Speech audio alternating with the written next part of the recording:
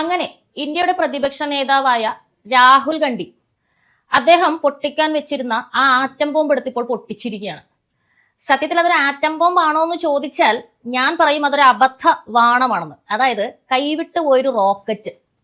അതായത് 25 മണ്ഡലങ്ങളിൽ BJP വോട്ടിൽ തിരിമറി കാണിച്ചു എന്നാണ് ഇദ്ദേഹം ആരോപിച്ചിരിക്കുന്നത്. വ്യക്തമായി പറഞ്ഞാൽ കോൺഗ്രസിന്റെ മണ്ഡലങ്ങളിലൊന്നും കുഴപ്പമില്ലായിരുന്നു, BJP ജയിച്ച സ്ഥലങ്ങളിൽ തിരിമറി നടന്നിട്ടുണ്ട് എന്ന ഒരു വലിയ ഒരു സംഗതിയുമായിട്ടാണ് ഇദ്ദേഹം ഇപ്പോൾ, വലുതെന്ന് ഇവർ പറയുന്ന ഇദ്ദേഹം ഇപ്പോൾ വന്നിരിക്കുന്നത്. അപ്പൊ നമുക്ക് ആ ആറ്റം ബോംബിനെ പറ്റി ചർച്ച ചെയ്യാം അല്ലെ.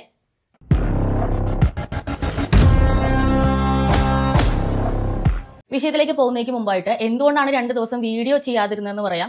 തീരെ വയ്യാത്ത ഒരവസ്ഥയിലായിപ്പോയി. ശരിക്കും പറഞ്ഞാൽ ലൂസ് മോഷൻ പിടിച്ച് കിടപ്പിലായിരുന്നു. ഒരു ദിവസം ഫുള്ളായിട്ട് ഇവിടെ കറണ്ട് ഇല്ലായിരുന്നു, ഭയങ്കര ഇടിമഴയുള്ള ഒരു ദിവസം, ട്രാൻസ്ഫോമറൊക്കെ അടിച്ചുപോയി. അപ്പൊ അന്നത്തെ ദിവസം അതുകൊണ്ട് എന്തായാലും ചെയ്യാൻ പറ്റില്ല. അപ്പൊ കറണ്ട് ഇല്ലാതെ എന്തുകൊണ്ട് ചെയ്യാൻ പറ്റില്ല എന്ന് പറഞ്ഞാൽ ഈ ലൈറ്റും കാര്യങ്ങളൊന്നും വർക്ക് ചെയ്യാത്തടത്തോളം നമുക്ക് ഇൻഡോറിൽ ഇരുന്ന് ചെയ്യാൻ പറ്റില്ല, ഇരുട്ടത്തിരുന്ന് വീഡിയോ ചെയ്യാൻ പറ്റില്ലല്ലോ, അതുകൊണ്ടാണ്.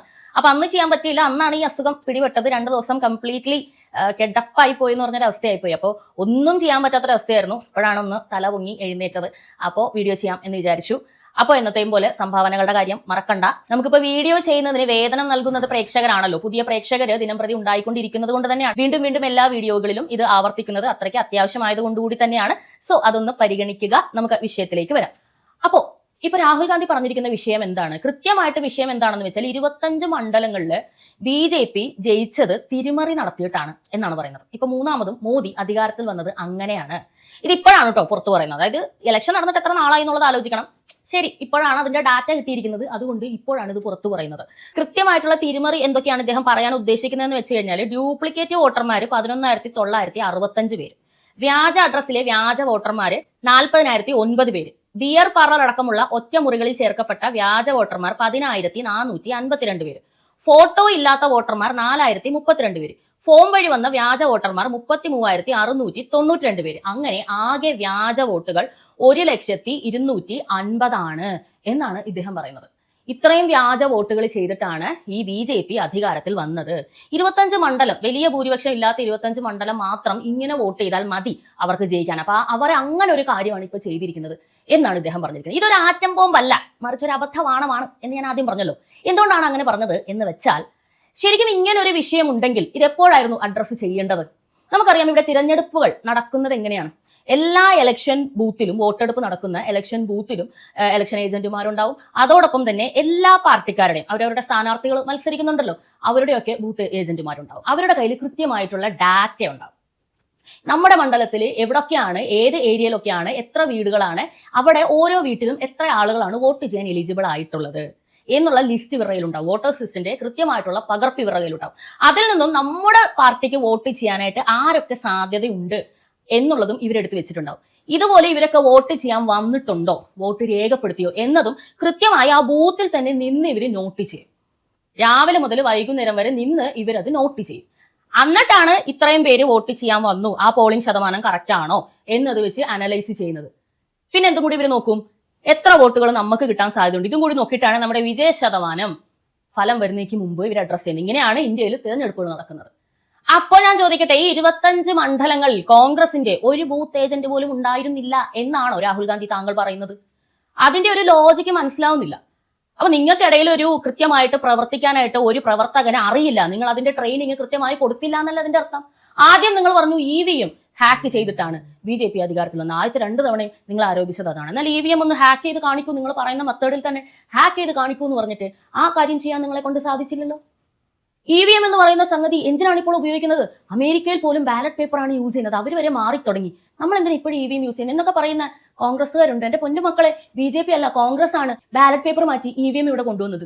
BJP അന്ന് അതിനെ എതിർത്തിരുന്നു, പക്ഷെ കോൺഗ്രസ് ആണ് കൊണ്ടുവന്നിരുന്നത്. ഇപ്പൊ കോൺഗ്രസ് തന്നെ പറയാണ് EVM ശരിയല്ല, EVM ഹാക്ക് ചെയ്യപ്പെടുന്നു, ബാലറ്റ് പേപ്പർ ആണ് കുറച്ചും കൂടി നല്ലത്. ശരിക്കും പറഞ്ഞാൽ ബാലറ്റ് പേപ്പർ ആണോ നല്ലത്? ബാലറ്റ് പേപ്പർ ഉണ്ടായിരുന്ന സമയത്ത് നോർത്തിലൊക്കെ എങ്ങനെയായിരുന്നു തെരഞ്ഞെടുപ്പുകൾ നടന്നിരുന്നത്?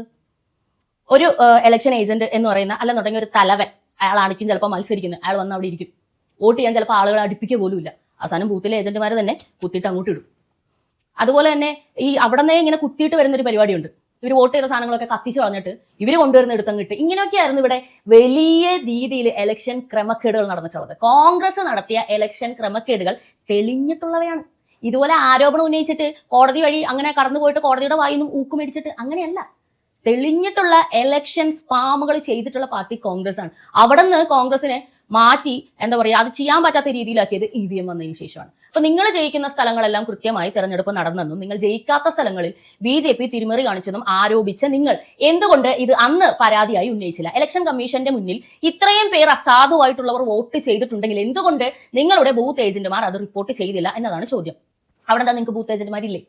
അപ്പൊ നിങ്ങളുടെ സ്ഥാനാർത്ഥിക്ക് വേണ്ടി ആരാണ് പിന്നെ വർക്ക് ചെയ്തത്? നിങ്ങളുടെ സ്ഥാനാർത്ഥി അവിടെ മത്സരിച്ചിട്ടില്ലേ? അപ്പൊ അങ്ങനെയാണെന്നുണ്ടെങ്കിൽ പിന്നെ നിങ്ങൾക്ക് ഇതിൽ പറയേണ്ട കാര്യമില്ലല്ലോ. അവിടെ ജയിച്ചോ ഇല്ലയോ, നിങ്ങളുടെ സ്ഥാനാർത്ഥി അവിടെ പ്രബലമല്ലാത്തത് കൊണ്ട് തന്നെയാണല്ലോ ഈ പറഞ്ഞ ക്രമക്കേട് നടന്നു എന്ന് പറഞ്ഞത് നടന്നിട്ടുണ്ടെങ്കിലും അയാൾ തോറ്റിട്ടുണ്ടെങ്കിലും അതാണല്ലോ അർത്ഥം. പുള്ളിക്ക് അവിടെ വലിയ വാല്യൂ ഒന്നുമില്ല, ആൾക്കാർക്ക് വേണ്ട. അപ്പൊ അത് സമ്മതിക്കുന്നില്ല. ഇങ്ങനെയാണ് ക്രമക്കേട് നടന്നതെങ്കിൽ ഇത് വാ കൊണ്ട് പറയുകയല്ലേ, ഇത് തെളിയിക്കാൻ സാധിക്കണം. ശരിക്കും പറഞ്ഞാൽ ഇലക്ഷൻ കമ്മീഷനാണ് രാഹുൽ ഗാന്ധിക്കെതിരെ കേസ് കൊടുക്കേണ്ടത് എന്നാണ് ഞാൻ പറയുന്നത്. എന്തുകൊണ്ടാണെന്ന് വെച്ചാൽ അവരുടെ വിശ്വാസ്യതയാണ്. അവർ വളരെ കൃത്യമായി തീർത്ത ഒരു സംഗതി, പരാതികളൊന്നുമില്ലാതെ. പരാതികൾ ഉന്നയിക്കാൻ എപ്പോഴും അവസരമുണ്ട്, ആർക്കും പരാതി ഉന്നയിക്കാം. പക്ഷെ അപ്പോൾ ഒന്നും ചെയ്യാതെ കൃത്യമായി അവർ ജയിച്ച് ഇത്രയും മാസങ്ങൾ കഴിഞ്ഞ ശേഷം വലിയ രീതിയിൽ ഈ 25 മണ്ഡലങ്ങളിൽ ക്രമക്കേട് വന്നിട്ടുണ്ട് എന്നും പറഞ്ഞുകൊണ്ട് രംഗത്ത് വരുന്നത് എങ്ങനെയാണ് ഒരു ആറ്റം ബോംബ് ആവുന്നത്? അത് ഒരു തെളിവുമില്ല. എന്ത് തെളിവാണ് നിങ്ങളുടെ ഉള്ളത്? നിങ്ങൾ അത് പ്രൂവ് ചെയ്യണം. പ്രൂവ് ചെയ്ത് നിങ്ങൾക്ക് കഴിവുണ്ടെന്നുണ്ടെങ്കിൽ ഈ സർക്കാരിനെ നിങ്ങൾ അസാധുവാക്കും. ഈ രാഹുൽ ഗാന്ധിയെ കൊണ്ട് അതിനൊക്കെ കഴിയുമെന്ന് നിങ്ങൾ ഇപ്പോഴും വിശ്വസിക്കുന്നുണ്ടോ കോൺഗ്രസ്സുകാരെ? ഈ വയനാട്ടിൽ ഇദ്ദേഹം വന്ന് ജയിച്ചല്ലോ. എന്ത് വയനാട്ടുകാർക്ക് വേണ്ടി ചെയ്തിട്ടാണ് നിങ്ങൾ ഇദ്ദേഹത്തെ 2 വട്ടം വിജയിപ്പിച്ചത്? രണ്ടാമത്തെ വട്ടം റായ്ബറേലിൽ വിജയിച്ചപ്പോൾ ഒരു ദാക്ഷിണ്യവും കൂടാതെ വയനാട്ടുകാരെ എടുത്തം കളഞ്ഞിട്ട് പോയല്ലോ അദ്ദേഹം രാജിവെച്ചിട്ട്. പകരം എന്റെ പെങ്ങളെ തരുന്നു. അവർക്ക് എവിടെയെങ്കിലും നിന്ന് ജയിക്കണമായിരുന്നു, ഒരു സീറ്റും ഇല്ല, അവർക്ക് വോട്ട് കിട്ടണേ, അതുകൊണ്ട് കൊണ്ടുവന്ന് നിങ്ങളുടെ തലയെ വെച്ചു. എത്ര പ്രശ്നങ്ങൾ ഇപ്പൊ വയനാടുണ്ടായി. എന്ത് ചെയ്തു നിങ്ങളുടെ ഈ 2 MP എന്ത് ചെയ്തു? വയനാട്ടിൽ തന്നെ ഉണ്ടായിരുന്നു എത്ര കോൺഗ്രസ്സുകാരുണ്ടായിരുന്നു? നിങ്ങൾക്ക് കോൺഗ്രസ്സുകാരെ വിജയിപ്പിച്ചാൽ മതിയെങ്കിൽ എത്ര കോൺഗ്രസ് സ്ഥാനാർത്ഥികൾ ഉണ്ടായിരുന്നു അവിടെ നിന്ന് വർക്ക് ചെയ്യുന്ന എത്ര പേർ? നിങ്ങൾ എന്തുകൊണ്ട് അവർക്കൊന്നും സീറ്റ് കൊടുത്തില്ല? അങ്ങനെ ആയിരുന്നെങ്കിൽ എന്തെല്ലാം മാറ്റങ്ങൾ ഇവിടെ സംഭവിക്കുമായിരുന്നു. എന്തെങ്കിലുമൊക്കെ വയനാട്ടുകാർക്ക് ഗുണമുള്ള കാര്യങ്ങൾ. അറ്റ്ലീസ്റ്റ് ഇത്രയും പ്രശ്നങ്ങൾ നടക്കുമ്പോൾ എല്ലാം കഴിഞ്ഞിട്ട് വലിയ വാഹനങ്ങളുടെ അകമ്പടിയോടെയും ഹെലികോപ്റ്ററിലും അല്ലാതെ അവരുടെ MP-നെ അവർക്ക് ഈ പ്രശ്നങ്ങൾ നടക്കുമ്പോൾ ഒന്ന് കാണാനെങ്കിലും കിട്ടുമായിരുന്നല്ലോ.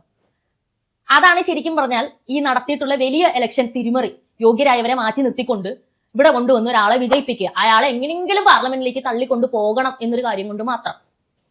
അപ്പൊ ഈ ഇദ്ദേഹം നിന്ന് വിജയിച്ചിട്ടുള്ള സ്ഥലങ്ങളിൽ ഒന്നും തന്നെ ഈ പറഞ്ഞ തിരിമറി നടന്നിട്ടില്ല. മറിച്ച് BJP ജയിച്ച സ്ഥലങ്ങളിൽ തിരിമറി നടന്നു എന്നാണ് പറയുന്നത്. എന്നത്തെയും പോലെ തന്നെ പൊട്ടാത്തൊരു ഗുണ്ടുമായിട്ട് ഇപ്പോഴും വന്നിട്ടുണ്ട്. അപഹാസ്യനായിക്കൊണ്ടിരിക്കുകയാണ് ഓരോ തവണ വാ തുറക്കുമ്പോൾ. താങ്കൾ പട്ടായയിലായതുകൊണ്ടാണ് ഈ കാര്യങ്ങളൊക്കെ അറിയാതിരുന്നത്. അല്ലെങ്കിൽ ബൂത്ത് തലത്തിൽ പോയിട്ട് നോക്കിയിരുന്നെങ്കിൽ ഈ പറഞ്ഞ പോലെ ചത്തവരാണോ വന്ന് വോട്ട് ചെയ്യുന്നത്, ജീവിച്ചിരിക്കുന്നവരാണോ അസാധുവായവരാണോ, ഇതൊക്കെ ശ്രദ്ധിക്കാൻ പറ്റുമായിരുന്നു. അപ്പോഴൊന്നും പറയാതെ ഇപ്പൊ കിടന്ന് ഇങ്ങനെ സംസാരിച്ചുകൊണ്ട് എന്താണ് കാര്യം? കഴിഞ്ഞ ദിവസം സുപ്രീം കോടതി താങ്കളോട് ചോദിച്ചാൽ താങ്കൾ ഇന്ത്യക്കാരനാണോ എന്നാണ്. താങ്കൾക്ക് ഇവിടുത്തെ സൈന്യവും ഇവിടുത്തെ പ്രധാനമന്ത്രിയും പറയുന്നതിലും വിശ്വാസം ട്രംപ് പറയുന്നതാണ്. അപ്പൊ താങ്കൾക്ക് എങ്ങനെയാണ് ഒരു ഇന്ത്യൻ പൗരന് ആണെന്ന് പറയാൻ സാധിക്കും? ഇപ്പൊ എല്ലാവരും പറയുന്നു രാജ്യത്തിനെതിരെ വിമർശനം പറഞ്ഞു കഴിഞ്ഞാൽ ഉടനെ രാജ്യസ്നേഹം ഇല്ലാത്തവരാണെന്ന് മുദ്ര കുത്തുന്നത് ശരിയല്ല. രാജ്യത്തിനെതിരെയാണ് നിങ്ങളുടെ വിമർശനം. രാജ്യത്തിനെതിരെയാണ് വിമർശനം. നിങ്ങൾ ഗവൺമെന്റിനെ അല്ല വിമർശിക്കുന്നത്. നിങ്ങൾ വിമർശിക്കുന്നത് രാജ്യത്തിലെ ആളുകൾക്കുണ്ടായ ഒരു സംഭവത്തിനെ നമ്മുടെ ഗവൺമെന്റ് പ്രതിരോധിച്ച രീതിയെ, പ്രതികാരം ചെയ്തതിനെ നിങ്ങൾ വിമർശിക്കുമ്പോൾ നിങ്ങൾ ആരോടൊപ്പമാണ് എന്നത് കോടതിയും സാമാന്യ ജനങ്ങളും ചോദിക്കുന്ന ചോദ്യം തന്നെയാണ്.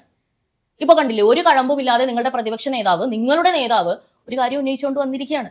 BJP വിജയിക്കരുത് എന്നാണ് നിങ്ങളുടെ ആഗ്രഹമെങ്കിൽ ദയവ് ചെയ്ത് ഈ പറയുന്ന രാഹുൽ ഗാന്ധിനെ മാറ്റി കഴിവുള്ള ആരെങ്കിലും ആ സ്ഥാനത്തേക്ക് കൊണ്ടുവരിക, ആ പാർട്ടിനെ നയിക്കാൻ വേണ്ടിയിട്ട്. ഈ അമ്മനെ മോനെ മാറ്റിയാൽ തന്നെ ഈ കോൺഗ്രസിന്റെ നില വേറെ രീതിയിലേക്ക് മാറും. കാരണം കോൺഗ്രസ് എന്ന് പറയുന്നത് ഒരിക്കലും ജനങ്ങൾക്ക് മുന്നിൽ വെറുക്കപ്പെട്ട ഒരു പാർട്ടിയല്ല. ജനങ്ങൾ ഇപ്പോഴും തിരികെ വരണമെന്ന് ചിന്തിക്കുന്നുണ്ടെങ്കിൽ ജനങ്ങളുടെ മനസ്സിൽ കോൺഗ്രസ് വന്നാൽ കൊള്ളാം എന്നൊരു ചിന്തയുണ്ട്. പക്ഷെ ആര് എന്നതാണ് ചോദ്യം. ഇപ്പൊ കേരളത്തിലെ കാര്യം നോക്കുവാണെങ്കിൽ തന്നെ പിണറായി വിജയന് എതിരെ നിൽക്കാനായിട്ട് ആരാണ് കോൺഗ്രസിലുള്ളത്? നിങ്ങളുടെ കസേരകളി ഒന്ന് കഴിഞ്ഞിട്ട് വേണ്ടേ നിങ്ങൾക്ക് നിൽക്കാൻ? ഇപ്പൊ നോർത്തിലും അത് തന്നെയാണ് കാണിച്ചുകൊണ്ടിരിക്കുന്നത്, കേന്ദ്രത്തിലും അത് തന്നെയാണ് നടക്കുന്നത്. BJP ചുമ്മാ ജയിച്ചുകൊണ്ടിരിക്കുന്നതിന് കാരണം ഇങ്ങനെ ഒരു കഴമ്പുമില്ലാതെ വാ തുറക്കുന്ന ഈ രാഹുൽ ഗാന്ധിയാണ്. അപ്പൊ ഇദ്ദേഹത്തിന് ഒന്നെങ്കിൽ മര്യാദക്കുള്ള കാര്യങ്ങൾ പറഞ്ഞു കൊടുക്കുക. ഓരോ കാര്യം പ്രതികരിക്കുമ്പോൾ അത് എപ്പോൾ പ്രതികരിക്കണം, എപ്പോൾ കാര്യങ്ങൾ ശ്രദ്ധിക്കണം. ഇപ്പൊ സ്വന്തം എന്താ പറയാ കാലടികൾ ശ്രദ്ധിക്കാൻ പറ്റാത്ത ഒരു മനുഷ്യൻ, മുൻപിൽ ഒരു കുഴി ഉണ്ടെങ്കിൽ അത് കാണാതെ കുഴിയിൽ വീണതിന് ശേഷം മാത്രം അയ്യോ ആ പൊത്തോന്ന് പറഞ്ഞ് നിലവിളിക്കുന്ന ഒരു മനുഷ്യൻ നിങ്ങളുടെ നേതാവായിട്ട് നിങ്ങൾക്ക് എന്താണ് ഗുണം? അന്തനെ അന്തം നയിക്കുന്നു എന്ന് പറഞ്ഞ അവസ്ഥയിലേക്കല്ലേ നമ്മുടെ രാജ്യം പോകാൻ പോകുന്നത്. അപ്പൊ ഭാവി പ്രധാനമന്ത്രിയായി തന്നെ തുടരുന്നത് ഇത്തരം ചില ക്രമക്കേടുകളൊക്കെ കയ്യിലുള്ളത് കൊണ്ടാണ്. ഇദ്ദേഹത്തിന് രാഷ്ട്രീയം ചേരുമെന്ന് ഒരിക്കലും എനിക്ക് അഭിപ്രായമില്ല. ഇദ്ദേഹത്തിന് ചേരുന്നത് ഫുഡ് ബ്ലോഗിങ്ങും ട്രാവൽ ബ്ലോഗിങ്ങും ഒക്കെയാണ്. അതിൽ ഇദ്ദേഹം ഭയങ്കരമായിട്ട് ശോഭിക്കും. ഈ പറയുന്ന യാതൊരു ഹേറ്റേഴ്സും ഇല്ലാതെ എല്ലാവരും ഇദ്ദേഹത്തിനെ പ്രോത്സാഹിപ്പിക്കും. ഇദ്ദേഹം പൊളിറ്റിക്സിൽ ഒട്ടും ചേരാത്ത ഒരു വ്യക്തിയാണ്. രാജീവ് ഗാന്ധിയുടെ ലുക്ക് മാത്രമേ ഉള്ളൂ, ക്യാരക്ടർ ഇല്ല. അപ്പോൾ എല്ലാം പറഞ്ഞതുപോലെ തുടർന്ന് കാണുക പബ്ലിക് ഒപ്പീനിയൻ.